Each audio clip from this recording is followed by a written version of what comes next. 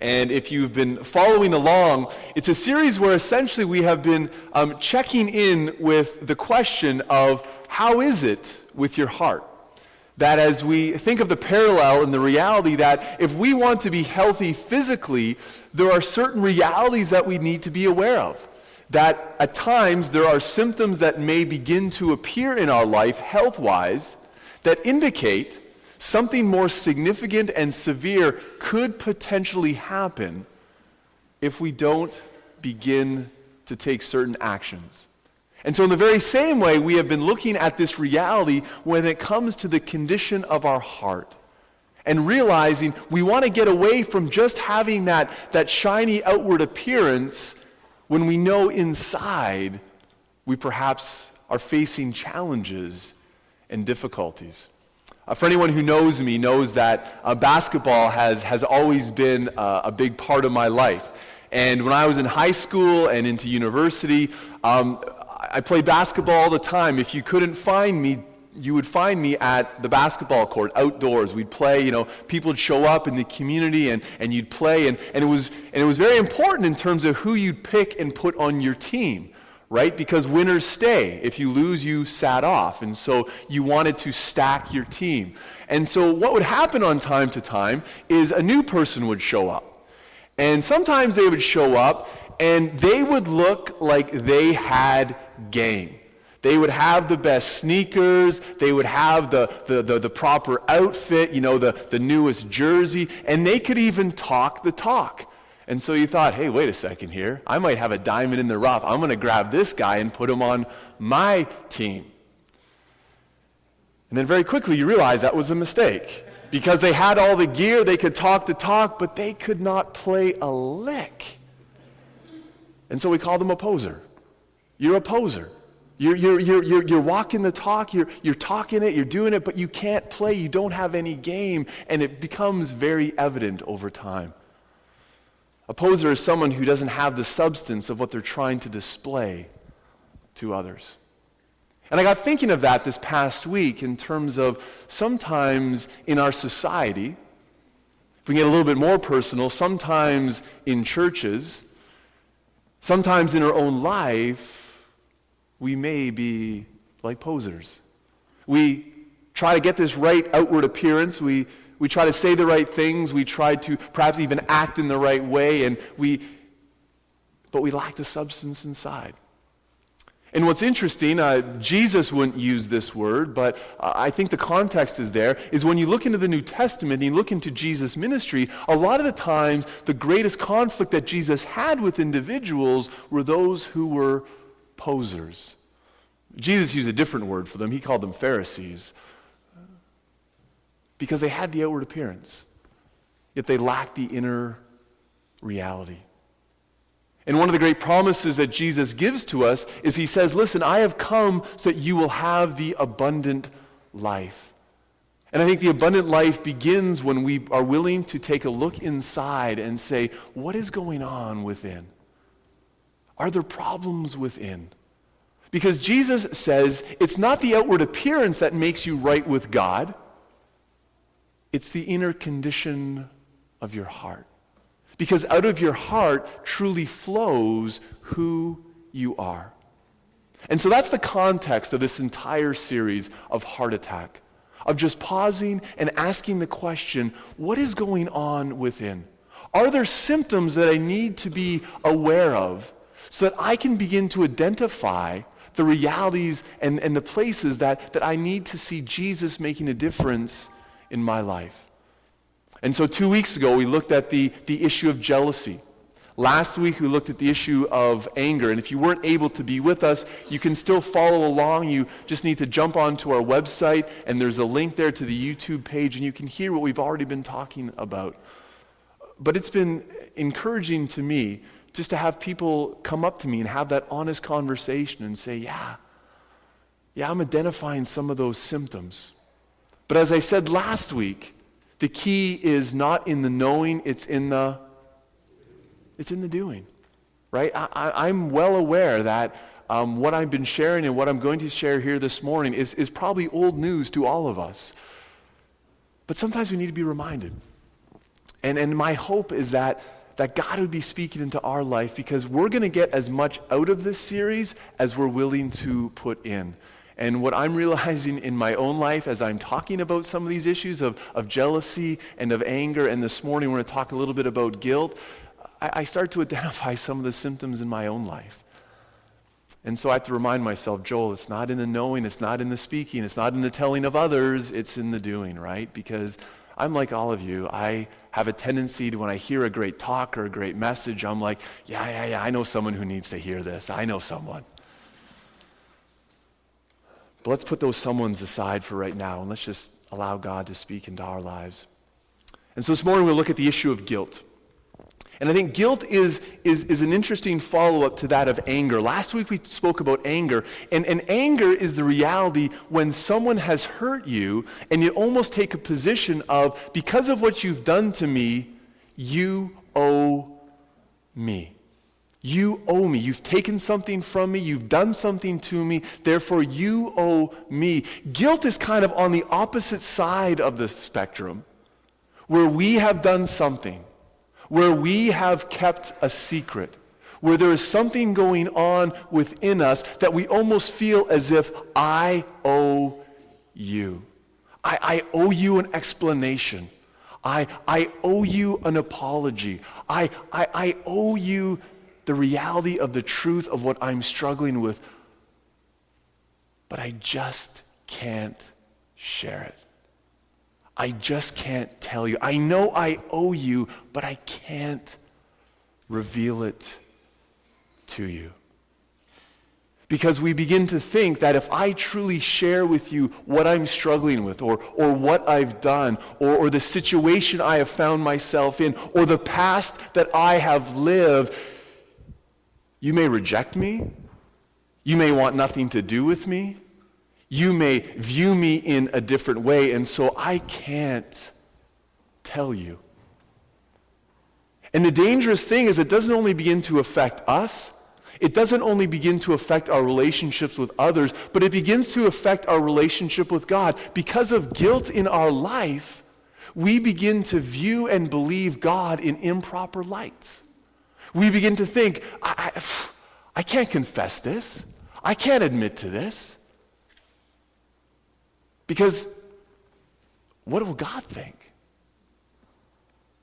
And so guilt, I think, is one of the primary problems that needs to be addressed in the church. Because it's because of guilt that we fail to live authentic lifestyles. We have secrets, we have a past, we have things that we have done, and so we're going to show up to church, we're going to sit in our pews, we're going to sing the songs loudly, we're going to talk and we're going to read about the Bible, but we're not going to actually admit what may be going on within. Now, I'm not saying here this morning that we live our lives as an open book. But perhaps one of the challenges is that we're not at a place where we can actually admit that there's challenges in our life, that there's secrets, that there's decisions, that there's poor choices that we have made that need to be dealt with. Some of the symptoms that I begin to identify when guilt is a reality in my life is, the first one is we tend to put up walls. We tend to keep people at an arm's length. Now, I know where your tendency may be going, because this is where I'm going. You think, well, you know what, I'm just more of a private person, and I don't need to tell everyone everything that's going on, or it's more my personality, and you know, I'm more of an introvert, so I'm just not going to share. And no, we're not talking about that. People who carry guilt will put up walls, especially as individuals start to get closer to them.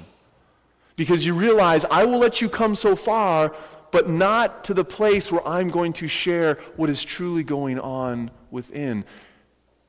And so ask yourself a question: do you put up walls? Another symptom of guilt is sometimes we may tend to overreact to circumstances and situations.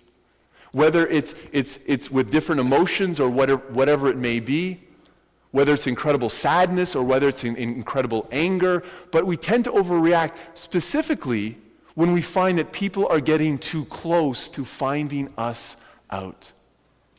Because we want to get them off track, we want to turn them the other way. And what I was reminded of this week is why guilt is so destructive is it can be so subtle. I really hate having to share this image and illustration with you this morning, but it was the best I could come up with. And so feel free to boo me if you don't like the illustration. It's okay to boo in church. It's happened before, and it'll probably happen again. But it's like making a snowball, right? I realize we've had such good weather this past couple of weeks, and for me to talk about snow just seems so wrong. And if it snows this week, it's on me. It's on me. I'll give you my personal cell number. You can call me, and you can rant, and you can complain, and I'll help you deal with your anger, right? But it's like a snowball, right? Sometimes guilt is like a snowball, that it starts with one incident, and you take a little snowball and you add it together. And when it's so small, when it's the one incident, if it would have been dealt with quickly, you could easily get rid of it and you could toss it away. But oftentimes with a snowball, when you're out with kids, you then put it on the ground and you start rolling the thing around, and it's gathering more snow and more snow and more snow and more snow. And suddenly, you don't have a snowball anymore. You got an entire base to a snowman. And you can't toss that thing away. You can't even really break it up. It's now just sitting there in your backyard. And then you may kind of walk away from it a little bit, but then you walk by your window and you notice, oh, there's my snowman, there's my snowball. I think guilt often works like that. It rolls around and it gets bigger and bigger and bigger, and so we try to walk away, but walking away is not the answer. It's not the issue to be dealt with. How do you get rid of a snowman? You need the sun to come out and begin to melt it. Begin to wash it entirely away. And so how do we deal with our guilt? I want to look at two individuals in the Bible that chances are you perhaps may be familiar with their story. Whether or not you've come to church or this is your first time to church, you've probably heard of Peter and Judas. And I say that because they're well known in the sense of, how many of you, just by a show of hands, know of someone named Peter? I would expect most of the hands go up, right? I mean, people still name their children Peter, right? Because it's got a good history, it's got a good name, it's got a good significance. How many of you, by show of hands, have ever known a Judas? Okay, a lot less, right? There's like two hands that went up, right? That's not a common name that is given. And whether or not you know why, it's because there's so much baggage attached to that name. And I'm going to go back and take a look and just we're going to look at where I think that comes from.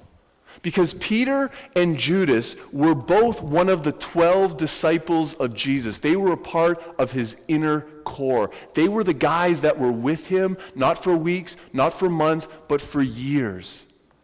And Jesus put a lot of responsibility upon them.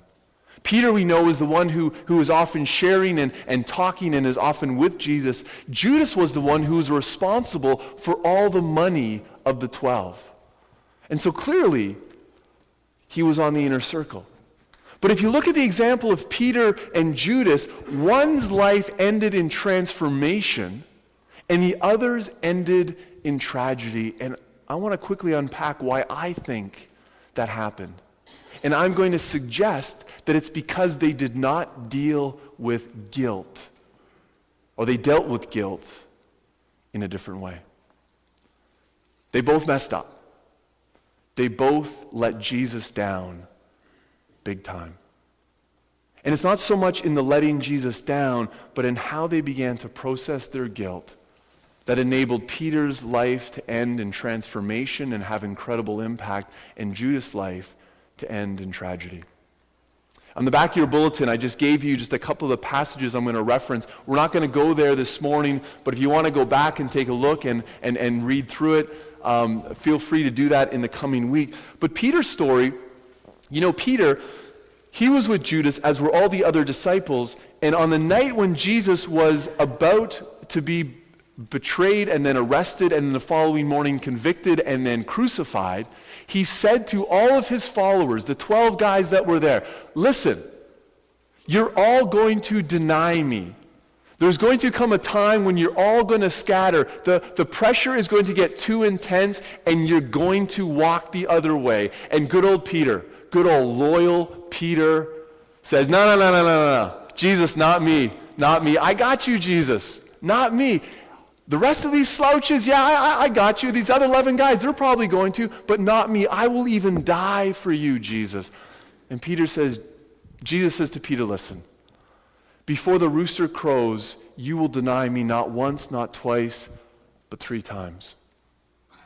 Fast forward a few hours. Jesus is in the garden. He's been arrested. He's now being brought before the authorities. And Peter is following along to see what is going on, to see what is happening. And people start to notice him. And people start to recognize him. And not once, not twice, but 3 times, they say, you're one of Jesus' guys. You're one of his guys. And 3 times, Peter says, no, not me, not me. The 3rd time, it gets so intense, he uses such severe language that the Bible even censors him. And it's like, we just can't include that in there. So he's not saying nice things. He's letting people know in emphatic language, I don't know Jesus. I don't know this guy you're talking about. And then the rooster crows. And we're told that Jesus looks at Peter. And oh, the guilt. Oh, the guilt. We're told that Peter then goes out and weeps bitterly. There's probably not words in the English language that could truly articulate what was going through Peter's mind at that point. Did he feel bad? Did he feel guilty? Yeah, absolutely.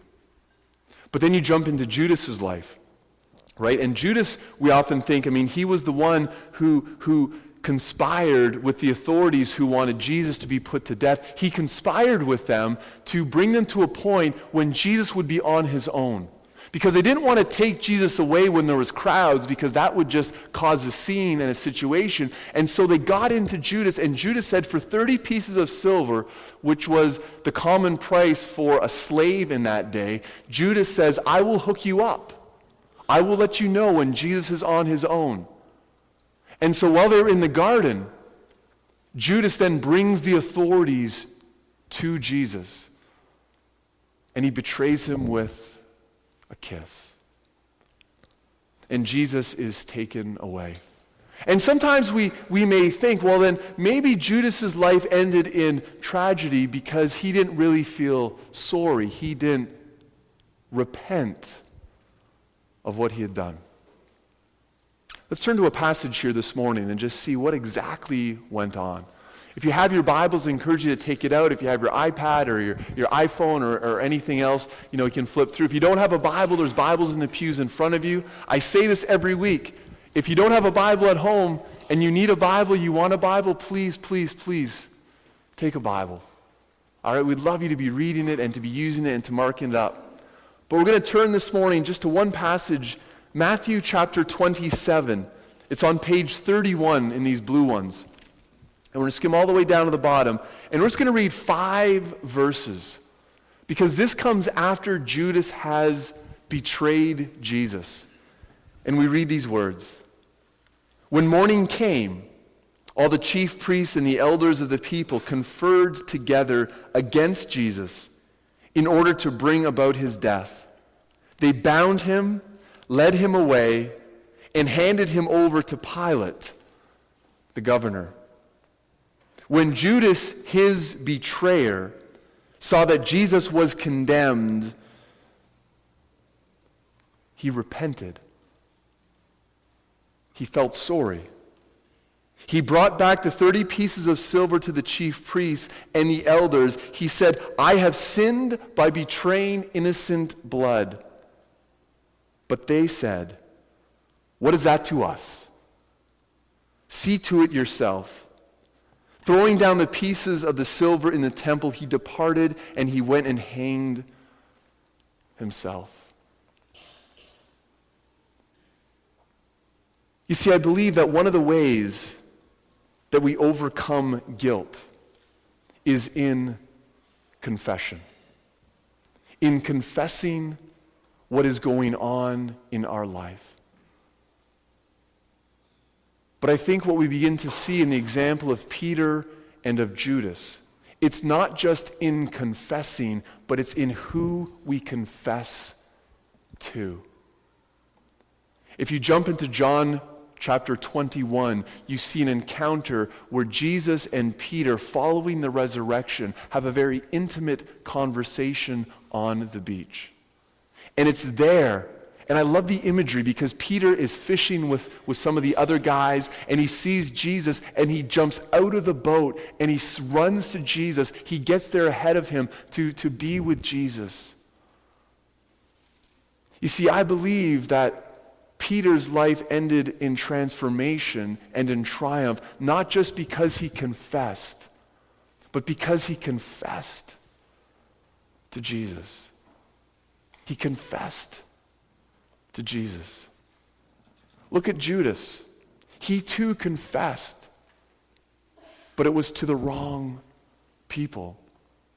He went to the religious authorities and he confessed what he had done, and look what they did.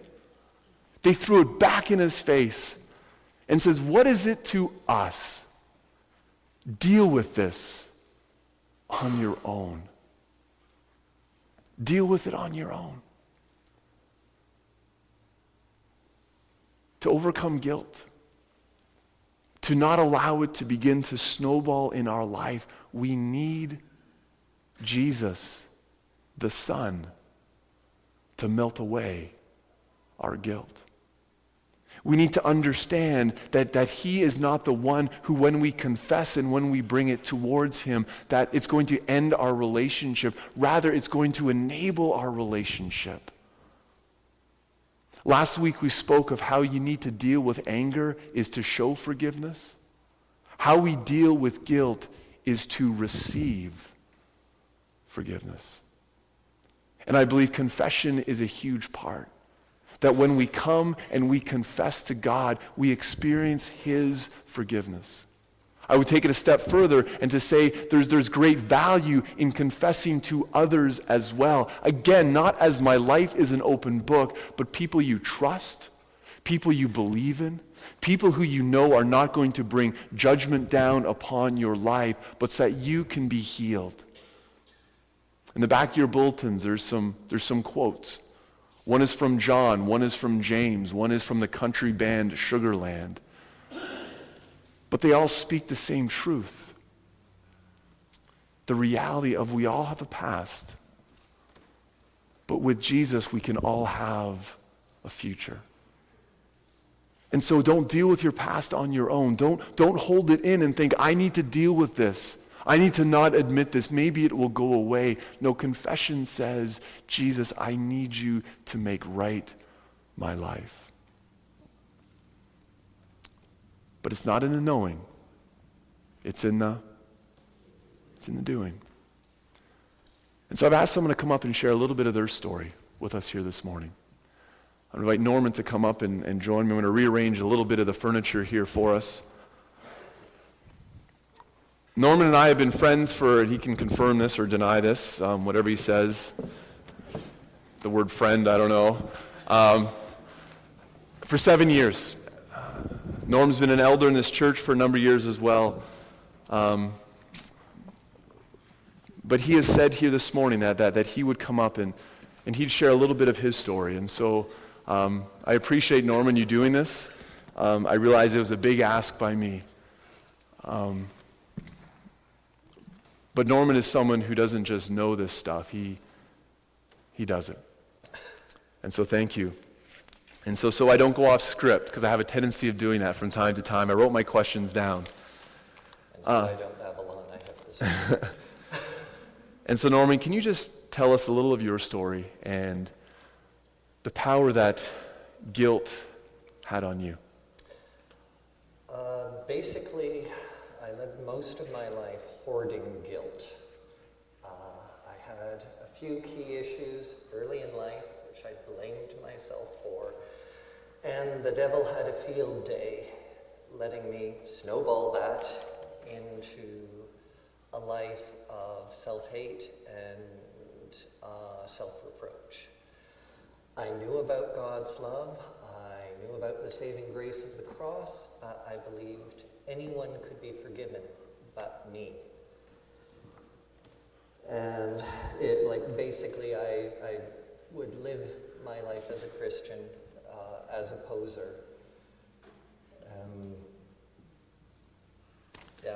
Like someone with dry rot, where basically it looked sound on the outside, but was rotting to pieces on the inside. And so you talked a little bit about self-hate. What were some of the other outward signs of this guilt inside? The fear of getting close to people, the fear of letting anyone see in what they might know, might guess about what I was carrying. But the big one for me was anger. Anger like a powder keg. And I would hold things in okay, and then I'd blow up, and then have more guilt. So what did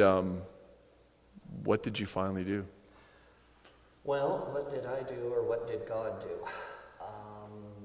After praying to God about this for years and years, like literally decades, and wanting to just deal with it between myself and God, God made it clear I needed to share it, and made it clear who I was going to need to share it with. And that was where the door of healing was able to open. And so you talk a little bit more about that in terms of some of the impacts that it had in your life. Sorry.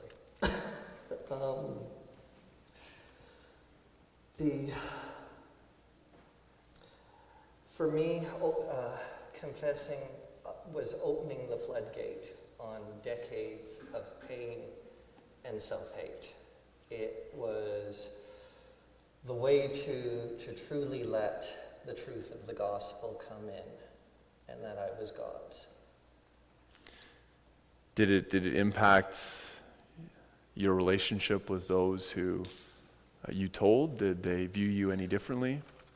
Well, that's actually what was the biggest fear, was what people would think. And what I begged God not to make me have to tell anyone, not to have to share with anyone. And what surprised me was the overflowing grace and compassion and help I got from those who he led me to confess to. I truly learned that God meant what he said in James, humble yourself before the Lord, and he will lift you up. And that has opened the door to joy and peace in life and acceptance that I am God's. Thank you. Well, thank you, Norman. This was not a small ask, so I appreciate that. Thank you.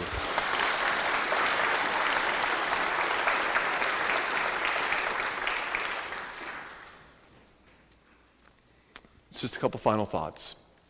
If you haven't heard anything else we've been talking about here this morning, hear this.